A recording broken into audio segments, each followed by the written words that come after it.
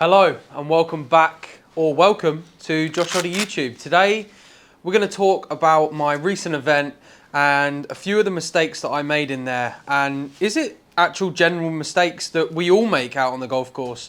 You know, watching back the footage is just so powerful, and understanding where did I actually go wrong? Was it technical? Was it mental? You know, is it shot decision making? And, you know, definitely I had a lot of examples of all of these during that round of golf, which is just so great to watch it back and understand fully what's going wrong. So first off, I was super proud of myself to not make a double bogey all week. That's something I've kind of been working on, is limiting the mistakes. Now, I've never really struggled making birdies. So birdies I know that will come. If you start holing a few putts and giving yourself chances, birdies are probably going to come. What I did struggle was with the big mistakes. The big mistakes used to really hurt my rounds of golf. And, you know, I'd chuck in doubles, triples, and they're just round killers. You know, you can't have them in your round. Bogey's okay. You know, when you're out of play, out of position, it's super important that you don't drop two shots and you only drop one. You know, making a double is just so hurtful to the overall round, but you can afford a bogey. So bogey's fine, and I know that I'm going to probably make them back up, but, you know, understanding as well just what I was doing and all of these mistakes, where they come from. Yeah, so let's talk about it and see if this overlays to your game as well, because you might be sat there at home and thinking, I'll make that exact same mistake as well. Okay, so first one's a really simple one. It's just the alignment. In here, all of my lines are great. And that's partially because I've got lines on the floor. You know, I know where my mat is. I know that my screen's obviously square. I know that my mat squares up here. I've got a lot of reference points with the golf ball and the shot every time to make sure I'm in a good position. When I'm out on the course, I start to notice that my feet go right and my body starts to open up. Tendency I've always had, but something that you look at and you understand and you think, right, well, if my body lines are now right and left, that's going to want to cause a reaction to either maybe hitting it outright or going over the top, slicing it right. So, yeah, understanding, you know, the basic square one alignment is just so key. Make sure you get on top of that and don't reference it like on a mat. You know, in here I cannot stress enough, like, my alignment and stuff is perfect. I rarely ever line up wrong in here, and that's partially because of the setup. You know, I'm used to the setup. I reference it off of everything in here, and you're probably going to see a lot more in the upcoming videos. I'm going to just go and practice on a driving range where there's no mats, no nothing, just on the grass. That's great. And that's practice where you've got no reference point around you, no stick on the floor, nothing. Just make sure that alignment's good based on where your body is and your feet and your shoulders and hips, not referencing anything else. So yeah, you can train it in here and get it as good as you possibly can, but when you get out on the course, you know, you got no lines anymore. So yeah, step one, just make sure that alignment is spot on. Okay, and this one kind of struck me mid-round. I don't know if you can see me. I am still here. Just wanted you guys to see the screen and the ball flight. So this is the big stick, and it's the club in the bag that is made to hit hard. Essentially, we need to hit this as far as possible, I believe, with the driver. Now, when I got fitted for this, I'm probably swinging around 115. I get out on the course, okay, and I'm out there and I'm trying to hit these fairway finders like this. Now my driver's not performing how I got it fitted, right?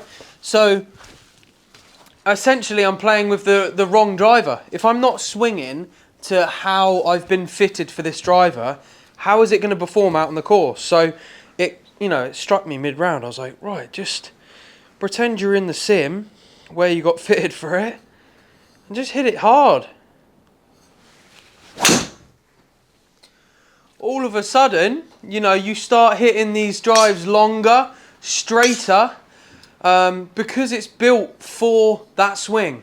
So the big stick, I'm actually going to go ahead and say, hit this one as hard as you can.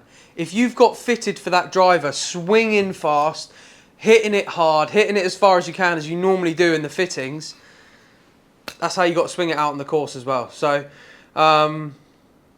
yeah, that was one for me that just struck me mid-round, and I was like, you got to hit this thing hard. You know, it's not made to poodle down the middle. This is made to hit hard and far. So, you know, yeah, get that driver out and swing it fast. Okay, so last but not least, we're going to be talking about aim out on the golf course. Now, I hit this shot on 18. I'll run the clip right now. And basically, what I did on this tee shot was I aimed in a certain spot that was not for the wind. Now, the wind was blowing probably 20 to 25 mile an hour out the left. And what this did for my tee shot was push it into the water hazard. Now, I tend to fade it anyway. Not by choice, that's just my shot pattern. You know, when you add a fade into a 25, 30 mile an hour wind, now all of a sudden that shot is moving 25, 30 yards left to right. There was nothing at all on the left-hand side of this tee shot, but I'm aiming in a position to try and hit it into A1, you know, right on that centre stripe. Sometimes that's not your middle of fairway. An example like we have here, I'm going to hit one aiming down the middle and try and draw this. This is a right to left wind. Okay, I've actually just flushed it down the middle. Bad example. But, oh, almost flew the bunker. But what I'm trying to say is that if you are aiming down the middle with this right to left wind and you get one turning right to left with the wind, without the wind, this one's probably down the middle. But because of that strong whipping wind, we're now in the water hazard. So our aim point has now got to be almost probably in that right bunker that you can see. So, you know, we're actually allowing ourselves room for error, which I did not do. And this is so key when you're out on the golf course. Allow yourself margin for error. And that might mean aiming in the right rough to give yourself chance to actually hit that shot shape and, you know, get it back in play. And that is just so key up the face of the bunker. But safer than the water. You know, so when you're out on the golf course, make sure you are aiming for them positions. Don't go out there and try and hit that perfect golf shot. Go out there, aim smart, and you'll definitely score smart as well. Lastly, I want to leave you all with a really important turning, pivoting, swaying tip, okay? Whatever you do in your golf swing, I don't really think it matters unless you don't return in the same position that you kind of were at setup. Now, what I mean by that is if you're moving off of the ball, you've got to make sure you get back on top of the ball. If you then, you know, say you go this way, you've actually got to counteract and go that way in the downswing. Whatever you do in your golf swing, just make sure you're returning at somewhat as a similar setup as what you were at the start. And that's all depending on if that setup is correct as well. But if it is, you know, we've got to make sure we get back to here.